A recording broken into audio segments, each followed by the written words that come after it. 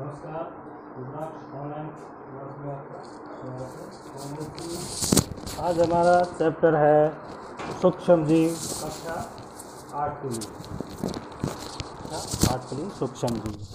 सूक्ष्म जीव मित्र एवं शत्रु। सूक्ष्म जीवों में मित्र और शत्रु कौन कौन से होते हैं? आपने अपने आसपास के स्थानों पर पौधों एवं जंतुओं सहित अनेक सजीव देखे हैं। ये सजीव होते हैं, पौधे होते हैं, जंतु होते हैं, वो आपने देखे हुए हैं। परंतु कुछ जीव ऐसे भी हैं जिन्हें हम बिना यंत्र की सहायता से केवल आँखों से नहीं देख सकते, यानी कि कोई यंत्र की सहायता से ही हम उनको देख सकते हैं, खुली आँखों से नहीं देख सकते। इन्हें सूक्ष्म जीव कहते हैं और इनको ही हम क्या कहेंगे? सूक्ष्म जीव। सूक्ष्म जीवों को 4 मुख्य वर्गों में बांटा गया है। सूक्ष्म जीवों को 4 मुख्य वर्गों में बांटा गया है, 4 भागों में बांटा गया है। कौन कौन से हैं? जीवाणु, एक तो होता है जीवाणु, दूसरा है कवक, दूसरा कौन सा है? कवक, तीसरा है प्रोटोजोआ एवं कुछ शैवाल, और चौथा है कुछ शैवाल। विषाणु यानी कि वायरस भी सूक्ष्म होते हैं, और जो वायरस होते हैं वो भी सूक्ष्म होते हैं। अब इनमें देखिए मित्रवत सूक्ष्म जीव जो हमारे मित्र का कार्य करते हैं, यानी हमको जो लाभकारी होते हैं, वो सूक्ष्म जीव कौन से हैं? देखिए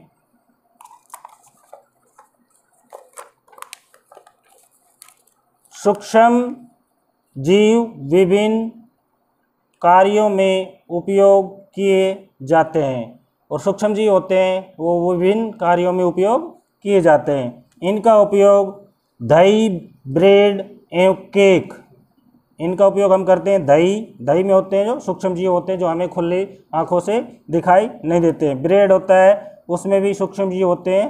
केक होता है, उसमें भी सूक्ष्म जीव होते हैं, बनाने में किया जाता है। और ये जो दही है, दूध का दही है, ब्रेड है, केक है, इनको बनाने में सूक्ष्म जीव का प्रयोग किया जाता है। सूक्ष्म जीवों का वाणिज्य उपयोग भी होता है। तो सूक्ष्म जीवों का है वाणिज्य उपयोग, यानी कि व्यापारिक उपयोग, आर्थिक यानी धन कमाने हेतु वाणिज्य उपयोग भी होता है। सूक्ष्म जीवों के औषधीय बनाने में होता है, और जो सूक्ष्म जीव है उनका उपयोग औषधीय यानी कि दवाई बनाने में भी होता है। मिट्टी की उर्वरता में वृद्धि के लिए किया जाता है, और मिट्टी की उर्वरता को बढ़ाने के लिए भी सूक्ष्म जीवों का उपयोग किया जाता है। फिर आता है, ये तो हो गए हमें मित्रवत सूक्ष्म जीव। फिर आता है हानिकारक सूक्ष्म जीव। ऐसे जीव जिनको हमें हानिकारक होते हमारे लिए, उन जीवों के बारे में देखिए। कुछ सूक्ष्म जीव मनुष्य, कुछ सूक्ष्म जीव है जो मनुष्य, जंतुओं एवं पौधों में रोग उत्पन्न करते हैं। जो कुछ सूक्ष्म जीव है वो जंतुओं और पौधों में रोग उत्पन्न करते हैं। रोग उत्पन्न करने वाले ऐसे सूक्ष्म जीवों को रोगाणु अथवा रोगजनक कहते हैं, और जो ऐसे सूक्ष्म जीव होते हैं उनको हम रोगाणु या रोगजनक कहते हैं, यानी कि रोग उत्पन्न करने वाले सूक्ष्म जीव जो हमारे लिए हानिकारक रहता है, तो हम उनसे कहेंगे हानिकारक सूक्ष्म जीव। तो देखिए मनुष्यों में सूक्ष्म जीवों द्वारा होने वाले सामान्य रोग, और मनुष्यों में जो सूक्ष्म जीव है उनके द्वारा होने वाले सामान्य रोग कौन कौन से हैं? ये सारणी बनाइए, इसके अनुसार देखिए। मानव रोग, रोग कारक सूक्ष्म जीव कौन सा कारक है? उस सूक्ष्म जीव का तरीका, संचरण का तरीका, फैलने का तरीका कौन सा होता है, और बचाव के उपाय सामान्य उसे क्या क्या बचाव कर सकते हैं, हम कैसे बचाव कर सकते हैं? पहला है क्षय रोग। ये सूक्ष्म जीव है जीवाणु सूक्ष्म जीव है या रोग कारक है, जीवाणु है, और ये संचरण का तरीका यानी फैलने का तरीका है जो वायु के द्वारा होता है। फिर है खसरा रोग का नाम है, और ये वायरस के द्वारा फैलता है, और संचरण का तरीका वायु है। फिर है चिकन पॉक्स का रोग कारक है सूक्ष्म जीव वायरस ही है, और फैलने का तरीका वायु या सीधे संपर्क में आने पर फैलता है। फिर है पोलियो। पोलियो रोग है और ये रोग का कारक है सूक्ष्मजीव है जो वायरस है, और ये भी वायु एवं जल द्वारा फैलता है। अब इन चारों रोगों से बचने के लिए क्या क्या उपाय या बचाव करने चाहिए वो देखिए। रोगी व्यक्ति को पूरी तरह से अलग रखना चाहिए। जो रोगी है जिसको ये रोग है उसको अलग रखना चाहिए, किसी के संपर्क में नहीं आना चाहिए। फिर है रोगी की व्यक्तिगत वस्तुओं को अलग रखना चाहिए। जो भी रोगी की व्यक्तिगत वस्तुएं हैं, जो पर्सनल वस्तुएं हैं, उनको अलग रखना चाहिए। और है उचित समय पर टीकाकरण, और उचित समय पर टीकाकरण करवाना चाहिए। फिर देखिए हैजा। हैजा है रोग है, जीवाणु रोग का कारक है और संचरण का तरीका है जल एवं भोजन।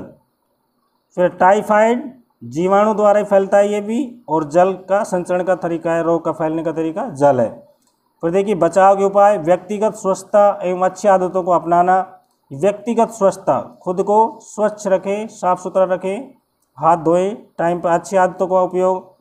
अच्छी आदत वो होती है जो समय पर नहाना, खाने से पहले हाथ धोना और साफ सुथरे कपड़े को पहनना, ये अच्छी आदतें होती है। पके भोजन, यानी कि अच्छी तरह पका हुआ भोजन का इस्तेमाल करें, प्रयोग करें। उबला पेय यानी गर्म करके पानी को पिएं। एवं टीकाकरण, और वही टीकाकरण भी उचित समय पर करवाना चाहिए। फिर आगे है हेपेटाइटिस ए। हेपेटाइटिस ए में देखिए जो रोग कारक है जो वायरस है एवं इसका जो संचरण है जो फैलता है किसके द्वारा, वो जल के द्वारा फैलता है। उसका बचाव देखिए किस तरह हम इस रोग से बच सकते हैं। उबले हुए जल का प्रयोग, उबले हुए जल का प्रयोग हमें करना चाहिए, पीने में करना चाहिए। और टीकाकरण, और समय पर टीकाकरण करना चाहिए। फिर आता है मलेरिया। मानव रोग है मलेरिया, और इसका जो फैलने का जो वायरस है या जीवाणु है वो है प्रोटोजोआ। ये प्रोटोजोआ द्वारा फैलता है। और इसका जो संक्रमण है जो एक जगह से दूसरी जगह पर फैलता है उसका कारण है मच्छर। मच्छर के द्वारा फैलता है। मच्छरदानियों का प्रयोग। अब हमें इसको बचने के लिए क्या करना चाहिए, मच्छरदानी का प्रयोग करना चाहिए। मच्छर भगाने वाले रसायन का प्रयोग करना चाहिए।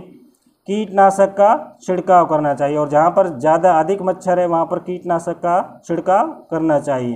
एवं मच्छर के प्रजनन रोकने के लिए जल को एक जगह एकत्रित न होने दें, यानी कि मच्छरों को आबादी जो क्षेत्र है उसमें मच्छरों को बढ़ाने के लिए पानी को एकत्रित न होने दें। पानी एक जगह एकत्रित नहीं होने का। क्यों? क्योंकि मच्छर तो पानी में ही उत्पन्न होते हैं। फिर है कोरोना वायरस, और ये अभी चल रहा है कोरोना वायरस जो वर्तमान में चल रहा है। इसका जो वायरस है ये सूक्ष्मजीव है वो वायरस होता है, और ये सीधे संपर्क में आने पर फैलता है। सीधे संपर्क में आने पर फैलता है। रोगी से उचित दूरी बनाए रखना, और बचाव इसका क्या है, रोगी से उचित दूरी बनाए रखें। मास्क का उपयोग करें, और जो मास्क है उसका उपयोग करें। सैनिटाइज़र या साबुन से बार बार हाथ धोना चाहिए। साफ एवं स्वच्छता से रहें और साफ सुथरा रहना चाहिए। तो ये हो गए रोग। धन्यवाद। घर पर रहें, सुरक्षित रहें।